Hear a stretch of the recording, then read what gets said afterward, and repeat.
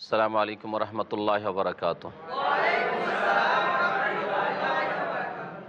ইন্নাল হামদুলিল্লাহ নাহমাদুহু ওয়া নাস্তাঈনুহু ওয়া নাস্তাগফিরুহু ওয়া নাউযু বিল্লাহি মিন শুরুরি আনফুসিনা ওয়া মিন সাইয়্যাতি আমালিনা মান ইয়াহদিহিল্লাহু ফালা মুদিল্লা লাহু ওয়া মান ইউদ্লিলহু ফালা হাদিয়া লাহু ওয়া আশহাদু আল লা ইলাহা ইল্লাল্লাহু ওয়াহদাহু লা শারীকা লাহু ওয়া আশহাদু আন্না মুহাম্মাদান আবদুহু ওয়া রাসূলুহু সাল্লাল্লাহু তাআলা আলাইহি ওয়া আলা আলিহি ওয়া সাহবিহি ওয়া সাল্লামা তাসলিমান কাসীরা।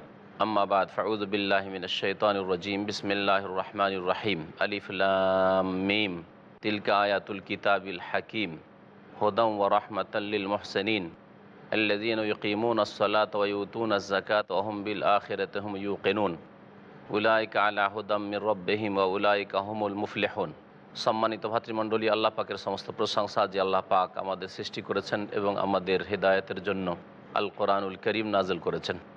আল্লাহ পাক যে কিতাব দিয়ে অসংখ্য মানুষকে পাপের রাস্তা থেকে মুক্তি দান করেছেন।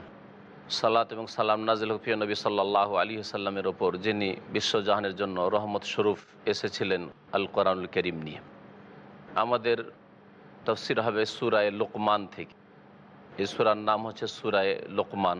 এই নামকরণ এই জন্য হয়েছে যে এই সূরার আয়াত নম্বর 12-তে এবং 13-তে লোকমান হাকিমের নাম উল্লেখ হয়েছে। এছাড়া তারপরের আয়াতগুলিতে আয়াত নম্বর 19 পর্যন্ত লোকমান হাকিম তার ছেলেকে অত্যন্ত মূল্যবান উপদেশ দিয়েছিলেন। সে উপদেশগুলি বর্ণনা করা হয়েছে। লোকমান হাকিম একজন সৎ বান্দা ছিলেন, যেমন নবী করিম সাল্লাল্লাহু আলাইহি ওয়াসাল্লামের সহিহ হাদিস রয়েছে, কামা কালাল আব্দুস সালেহ, যেমন নেক বান্দা সৎ মানুষ বলেছেন, তিনি নবী ছিলেন না। এটাই হচ্ছে ঠিক। কোরআনে কারীমের নাম উল্লেখ হলেই যে নবী হবে এমন কথা নয়। এই লোকমান হাকিম অত্যন্ত মূল্যবান উপদেশগুলি ছেলেকে দিয়েছিলেন, যা দিয়ে মানব জাতি কিয়ামত পর্যন্ত উপকৃত হতে পারবে, দিক নির্দেশনা পাবে, হিদায়াত পাবে।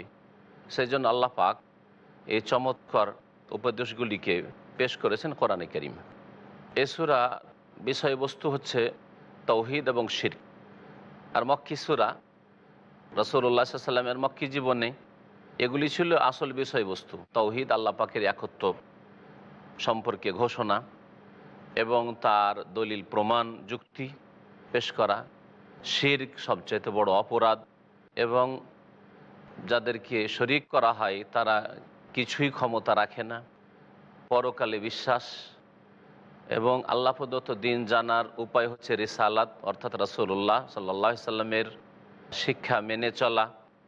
এই বিষয়গুলি হচ্ছে মৌলিক বিষয় মক্কি জীবনের, তাওহীদ, রিসালাত, আখিরাত।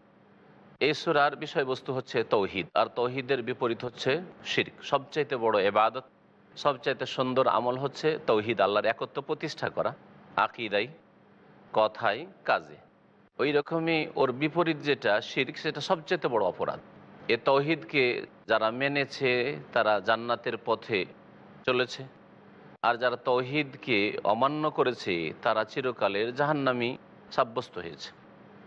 এই তাওহীদ শিরককে নিয়েই মানব জাতি দুই ভাগে বিভক্ত হয়েছে। আদম আলাইহিস সালামকে আল্লাহ সৃষ্টি করলেন, একটি জাতি ছিল, কিন্তু যখন একদল তাওহীদ ছেড়ে শিরকে লিপ্ত হয়েছে তখন মানব জাতি দুই ভাগে বিভক্ত হয়েছে।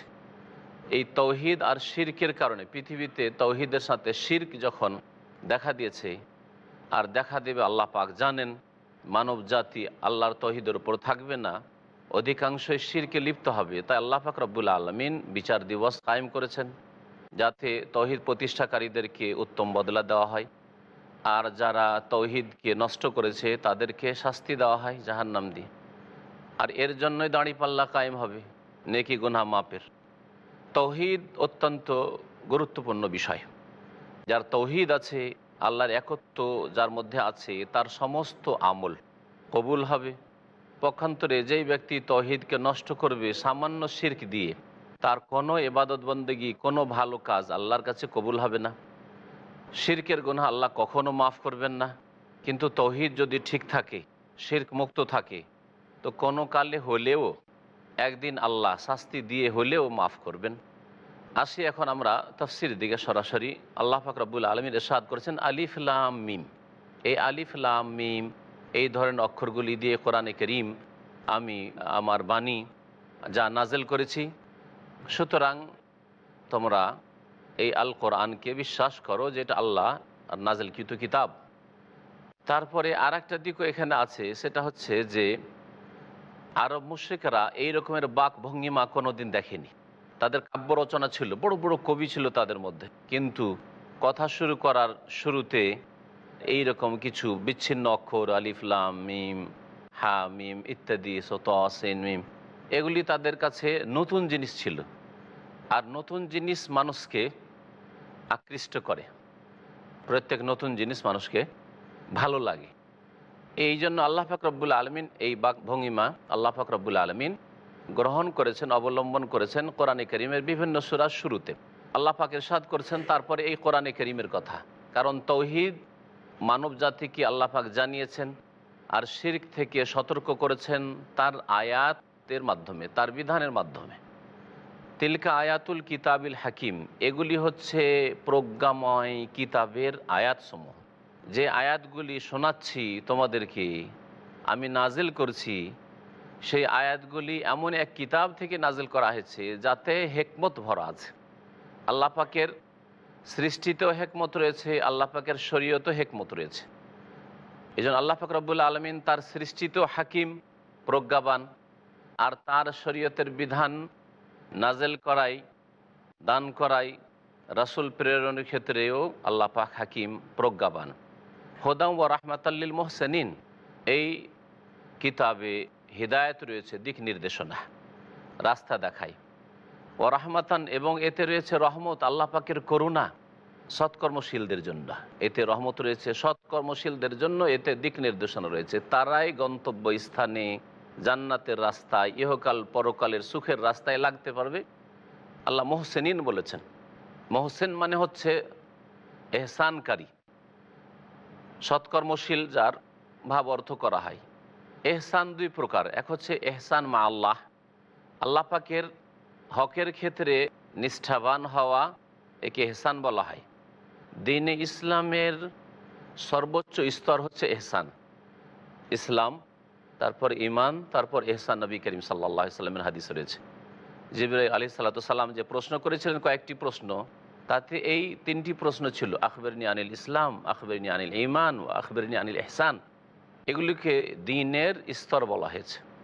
আল্লাহ পাকের ইবাদতের ক্ষেত্রে নবী করিম সাল্লাল্লাহু আলাইহি সাল্লাম জিবরাইল আলাইহিস সালামকে জবাব বলেছিলেন, আনতা আবুদাল্লাহ কাআন্নাকা তারাহু, তুমি এমনভাবে ইবাদত করবে যে জানো তুমি আল্লাহকে দেখছো। আল্লাহকে কেউ দেখতে পারে না, অসম্ভব এই দুনিয়াতে দেখা, কিন্তু ইবাদত করবে মানে তোমার জীবন যাপন করে। ইবাদত মানে শুধু মসজিদ নয়। যেমন এক শ্রেণীর লোকেরা এই হাদিসে তরজমা করে, তোমরা যখন নামাজ পড়বে জানো আল্লাহকে দেখছো। কোথায় আছে নামাজ পড়বে কথা আছে, আনতা আবুদাল্লাহ। আর একজন মানুষের পুরোটা জীবন হচ্ছে আল্লাহ পাকের ইবাদতের, দাসত্বের। আনতা আবুদাল্লাহ, আল্লাহ পাকের ইবাদত করবে মানে জীবন কাটাবে এমনভাবে যেন আল্লাহকে দেখছো। আর একজন রাজার সামনে বসলে, একজন মন্ত্রীজির সামনে বসলে, একজন বড় মানুষের সামনে বসলেও তো একটু সামান্য বেয়াদবি করেন না। আর সব সময় আল্লাহকে যেন আপনি দেখছেন, এটা হচ্ছে সর্বস্তর এহসানের। তাহলে আপনার ইমান, আখলাক, চরিত্রের অবস্থা কত উন্নত হবে। ফাইনলাম তাকুন তারাও ফাইন ইয়ারাক, যদি এটা সম্ভব না হয়, এত দূর ইমান পৌঁছে না।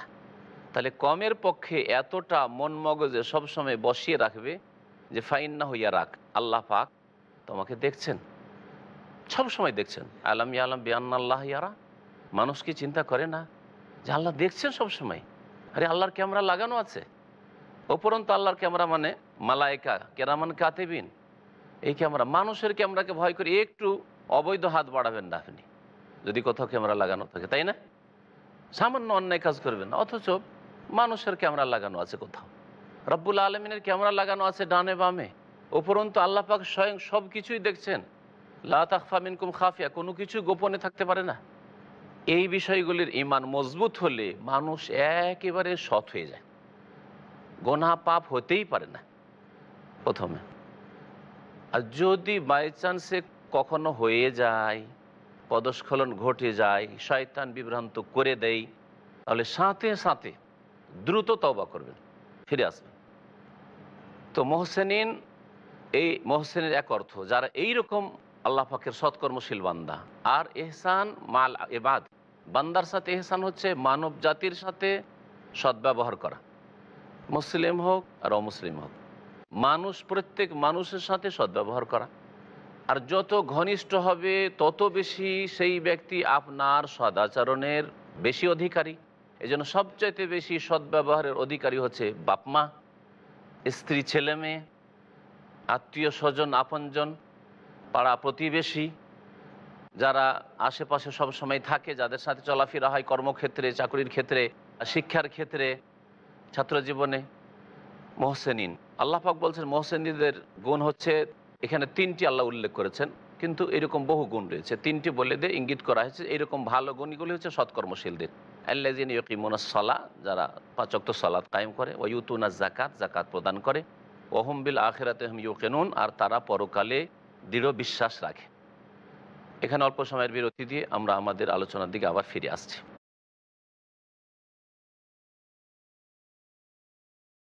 সম্মানিত ভাতৃমণ্ডলী, ফিরে আসে আমাদের আলোচনার দিকে। আল্লাহ পাক রব্বুল আলামিন সৎকর্মশীল মুহসিনিনদের কথা বলছিলেন, তাদের 3টি গুণ উল্লেখ করলেন। তারপর আল্লাহ পাক বলছেন উলাইকা আলা হুদাম মির রব্বিহিম, এরাই তাদের প্রতিপালকের পক্ষ থেকে সঠিক পথের ওপর প্রতিষ্ঠিত রয়েছে। আল্লাহ পাক তাদেরকে নিশ্চয়তা দিচ্ছেন যে তারাই সঠিক পথের ওপর কায়েম রয়েছে। এই পথের ওপর থাকলে সোজা জান্নাতে চলে যাবে। ইহজগতে কখনো আল্লাহ পাকের বড় আযাব, শাস্তি তাদের উপর আসবে না। আল্লাহ পাকের পরীক্ষা হইতে পারে, ভালো মানুষদের পরীক্ষা হয়, আযাব আসে না। বিপদ আপদে যদি পড়ে, পরীক্ষা আল্লাহ করছেন। আম্বিয়া রাসূলগণকে আল্লাহ পাক পরীক্ষা করেছেন। অসৎ লোকের ওপর যদি কোনো বিপদ আপদ আসে, সেটা তাদের জন্য শাস্তি, আযাব। উলাইকা হুমুল মুফলিহুন, এরাই সফল কাম। মহান আল্লাহ তারপরে অসৎ লোকদের কিছু চরিত্র এখানে উল্লেখ করেছেন। ওয়ামিনান নাসি মান ইয়াশতারি লাহওয়াল হাদিস, আর মানুষের মধ্যে কতক লোক এমন আছে যারা লাহওয়াল হাদিস, শাব্দিক অর্থ হচ্ছে কথার খেলা, কথার মাধ্যমে তারা খেলা করে, এটা হচ্ছে শাব্দিক অর্থ। যার ভাব অর্থ লোকেরা করেছে যে অবান্তর কথাবার্তা তারা ক্রয় করে। লোকেদের মধ্যে এমন কিছু লোক রয়েছে যার অবান্তর কথাবার্তা ক্রয় করে, মানে এমন কথাবার্তা যেগুলিতে কোনো লাভ নেই, লাভ নেই, দুনিয়ার বৈধ লাভ নেই। যদি ক্ষণিকের লাভ হয়, অবৈধ হারাম লাভ, আর পরকালকে খারাপ করবে এমন কিছু খেলা, লাহওয়াল হাদিস। এটা অত্যন্ত ব্যাপক অর্থ রাখে। যতগুলি পাপ রয়েছে, কথার মাধ্যমে হয়ে থাকে, কাজের মাধ্যমে হয়ে থাকে, সেগুলি শামিল হতে পারে। সাহাবাই কেরামরা, তাবেঈনরা, তাফসিরকারগণ প্রথম যুগ থেকে এই আয়াতের এই অংশের তাফসির করেছেন গান বাজনা দিয়ে। কিছু লোকেরা গান বাজনা পছন্দ করে, নাচ পছন্দ করে, ড্যান্স পছন্দ করে, নিজেরা করে অথবা অন্যরা করলে দেখতে পছন্দ করে, সিনেমা দেখা পছন্দ করে, ছবি দেখা পছন্দ করে, সিরিয়াল দেখা পছন্দ করে। এইরকমই তাস খেলা এতে সামিল, জুয়া খেলা এতে সামিল। এই ধরনের যতগুলি পাপ আছে আখিরাতকে খারাপ করে, আর দুনিয়ায় কোনো বৈধ 1 পয়সা লাভ হয় না, হলে হারাম হয়। জুয়া হারাম পয়সা হইতে পারে, আবার লস খেতে পারে। গান বাজনা মনের আমোদ ফুর্তি সাময়িক হলে আখিরাতকে খারাপ করে, এবং দুনিয়াতে কোনো বৈধ লাভ নেই। এরকমই যতগুলি পাপ রয়েছে, কতক মানুষের চরিত্র তারা এগুলি ক্রয় করে, যেখানে এগুলো আছে সেখানে আছে। লিউদিল্লা আন সাবিলিল্লাহি বিগাইরি ইলম, অজ্ঞতাবশত, যাতে করে তারা আল্লাহর রাস্তা থেকে মানুষকে পথভ্রষ্ট করে। নিজেরা তো পথভ্রষ্ট আছেই, অন্যদেরকে পথভ্রষ্ট করে। যারা তাস জুয়া খেলে নিজেরা পথভ্রষ্ট হয়েছে, অনেক সাথী সঙ্গীদেরকে পথভ্রষ্ট করে। যারা গান বাজনা করে নিজেরা তো পথভ্রষ্ট হয়েছে। কত লোক গান বাজনার আর ডান্সের আসক্ত হয়ে তারা গুমরাহ পথভ্রষ্ট হয়ে যায়, পাপে লিপ্ত হয়। এইরকমই দীর্ঘক্ষণ খেলাধুলা, যেই খেলাধুলা আল্লাহর জিকির থেকে, নামাজ থেকে মানুষকে গাফেল করে দেয়। ক্রিকেটের মতো খেলা চলতে আছে 2-4-10 ঘন্টা ধরে, জোহর চলে গেল, আসর চলে গেল, মাগরিব চলে গেল, এশা চলে গেল, এইরকম খেলা, এগুলি লাহওয়াল হাদিসের অন্তর্ভুক্ত। ওয়াত্তাখিযা হুজুয়া, এবং আল্লাহর পথ নিয়ে তারা ঠাট্টা বিদ্রুপ করে।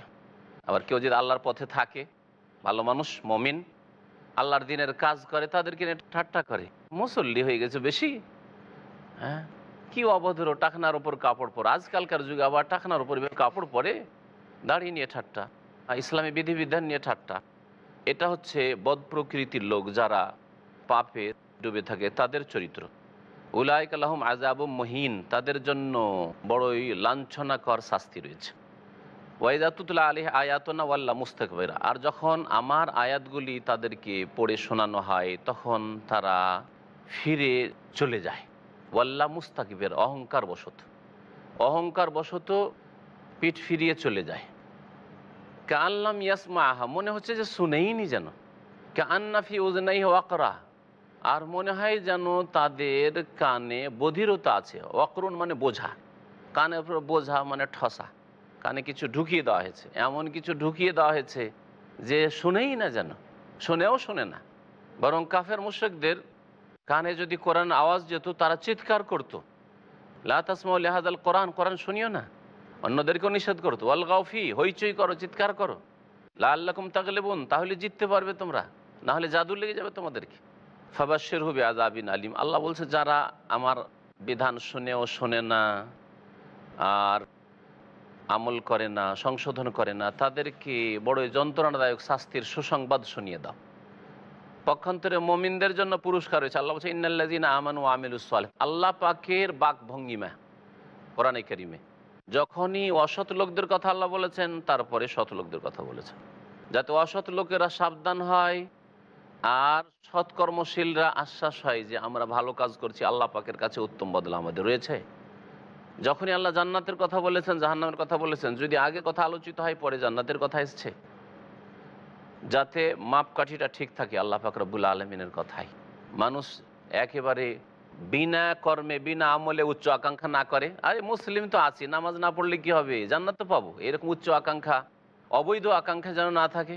বেনামাজি বেদিন আমল করবে না আর জান্নাতি শুধু জন্মসূত্রে মুসলিম, এরকম উচ্চ আকাঙ্ক্ষা, ভিত্তিহীন আকাঙ্ক্ষা যেন না থাকে। আর আল্লাহর ভয়ে একেবারে আল্লাহর আযাব শাস্তির কথা শুনে যেন নিরাশও না হয়ে যায়, আশাও রাখবে আর ভয়ও রাখবে। আল্লাহ পাক বলছেন ইন্নাল্লাযীনা আমানু ওয়া আমিলুস সালিহাত, নিশ্চয় যারা মুমিন হয়েছে এবং সৎকর্মশীল হয়েছে, লাহুম জান্নাতুন নাঈম, তাদের জন্য নিয়ামত ভরা জান্নাত রয়েছে। খালিদিনা ফিহা, সেখানে চিরকাল থাকবে। আল্লাহ পাকের ওয়াদা সত্য, ওয়াদাল্লাহি হাক্কা, ওয়া হুয়াল আজিজুল হাকিম, আল্লাহ পাক মহাপ্রতাপশালী, প্রজ্ঞাবান। খালাকাস সামাওয়াতি বিগাইরি আমাদিন তারাউনাহা, আল্লাহ পাক আসমান সমূহকে সৃষ্টি করেছেন বিনা স্তম্ভে, যা তোমরা দেখো, আসমানের দিকে দেখছো, কোথাও স্তম্ভ পাবে না তুমি দেখতে।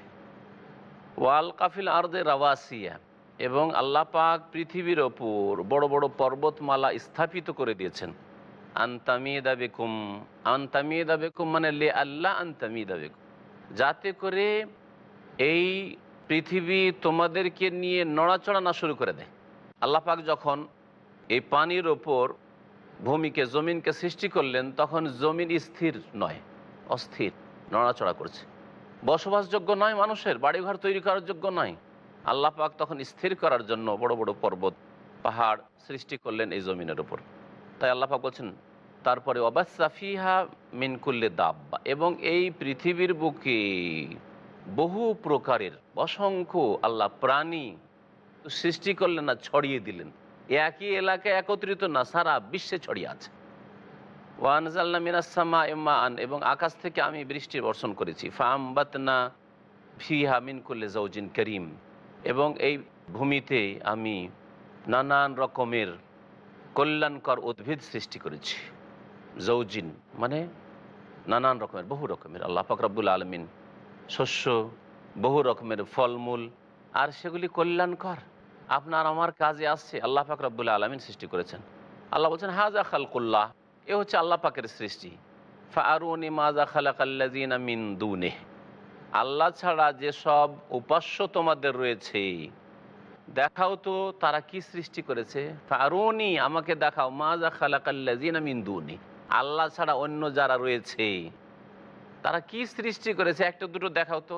জিলানি সাহেব অমুক জিনিস সৃষ্টি করেছেন, চিশতি সাহেব অমুক জিনিসটা সৃষ্টি করেছেন, অমুক এলাকার মানুষগুলিকে সৃষ্টি করেছেন, অমুক পাহাড় পর্বতটা সৃষ্টি করেছেন, অমুক নদীটা সৃষ্টি করেছেন।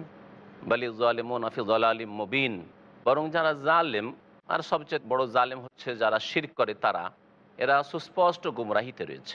আল্লাহ পাক রব্বুল আলামিন তারপরে লোকমান হাকিমের কথা উল্লেখ করেছেন, ওয়ালাকাদ আতাইনা লুকমান আল হিকমাহ, আর নিশ্চয় আমি লোকমানকে হেকমত দিয়েছিলাম, প্রজ্ঞা, তাকে অত্যন্ত বুদ্ধি দিয়েছিলাম, জ্ঞান দিয়েছিলাম, বিচক্ষণতা দিয়েছিলাম। এমন সুন্দর উপদেশ দিত যেই উপদেশগুলি আল্লাহ পাক রব্বুল আলমিনকে পছন্দ লেগেছে, তাই কোরআনে কারীম আল্লাহ পাক সেগুলিকে শামিল করেছেন। আল্লাহ পাক বললেন আনিশকুর লিল্লাহ, যে আল্লাহর শুকরিয়া আদায় করা। ওমাই ইয়াশকুর ফাইন্নামা ইয়াশকুর লিনাফসি, আর যেই ব্যক্তি আল্লাহ পাকের শুকরিয়া আদায় করে, কৃতজ্ঞ হয়, সে নিজের লাভেই কৃতজ্ঞ হয়। আল্লাহর শুকরিয়া আদায় করলে আপনার লাভ। আল্লাহ বলছেন লাইন শাকারতুম লা আযীদান্নাকুম, শুকরিয়া আদায় করলে আমি অবশ্যই বাড়িয়ে দেব, বৃদ্ধি করে দেব। ওমান কাফারা, আর যেই ব্যক্তি অকৃতজ্ঞ হবে, কাফারা দুই রকমের, এক হচ্ছে বড় কুফরি অস্বীকার করা, আর এক হচ্ছে নাশুকরি করা, অকৃতজ্ঞ হওয়া। হয়তো অনেক সময় আল্লাহকে স্বীকার করেন আপনি, আল্লাহ পরকালে বিশ্বাসী, কিন্তু আল্লাহ পাকের নিয়ামতের কদর করেন না, আপনি শুকরিয়া করেন না। আল্লাহ পাকের খেয়ে দে আল্লাহর জমিনে চলাফেরা করি, আল্লাহর অসংখ্য নিয়ামত ভোগ করেও 5 ওয়াক্ত সব সালাত পড়ছেন না আপনি, আল্লাহর ইবাদত বন্দি করেছেন, আদেশ নিষেধ মেনে চলছেন না, আপনি পাপে লিপ্ত হচ্ছেন। তাহলে যত পাপে লিপ্ত হচ্ছেন, যত ফরজ ওয়াজিব আপনি ঘাটতি করছেন, তত বেশি আল্লাহ পাকের অকৃতজ্ঞ হচ্ছেন। শুকরিয়া আদায় অন্তর দিয়ে করতে হবে, শুকরিয়া আদায় জবান দিয়ে করতে হবে, শুকরিয়া আদায় অঙ্গ প্রত্যঙ্গ দিয়ে আমলে করতে হবে। এর নাম হচ্ছে আসল শুকরিয়া আদায় করা। আর শুকরিয়া এই নয় যে খাওয়া দাওয়া করার ফলে বলেন শুকুর আলহামদুলিল্লাহ, মুখে শুকরিয়া 3 বার 5 বার করে দিনে খেয়ে দিয়ে 1 ওয়াক্ত নামাজ পড়লেন না, বা 1 ওয়াক্ত 2 ওয়াক্ত আপনার খেয়াল খুশি মনের পুজো করলেন। ওমান কাফারা ফাইন্নাল্লাহ গানিউন হামিদ, আর যেই ব্যক্তি অকৃতজ্ঞ হয়, বড় কুফরি করে হোক আর অকৃতজ্ঞ হয়ে হোক, জেনে রাখুক যে আল্লাহ পাক অমুখাপেক্ষী, অভাব মুক্ত, কারো মুখাপেক্ষী নন, হামিদ, এবং তিনি প্রশংসিত। আরে মানুষ তোমরা যদি প্রশংসা না করো, হে জিন তোমরা যদি প্রশংসা না করো, তা আল্লাহ পাকের সমস্ত প্রাণী আল্লাহ পাকের প্রশংসা করছে, তাসবিহ করছে। আর যদি কিছু নাও করে, আল্লাহ পাকের তাতে কোনো যায় আসে না। আল্লাহ পাক যেন আমাদের গুনাহ খাতা মাফ করেন, আল্লাহ পাকের শুকরিয়া আদায়ের তৌফিক দান করেন, আল্লাহ পাকের নিয়ামতের আমাদের মর্যাদা দানের তৌফিক দান করেন, আল্লাহ পাক আমাদের সকলকে যেন জান্নাত লাভের তৌফিক দান করেন। ওয়া সাল্লাল্লাহু আলা নবিয়িনা মুহাম্মদ ওয়া আলা আলিহি ওয়া সাহবিহি আজমাইন।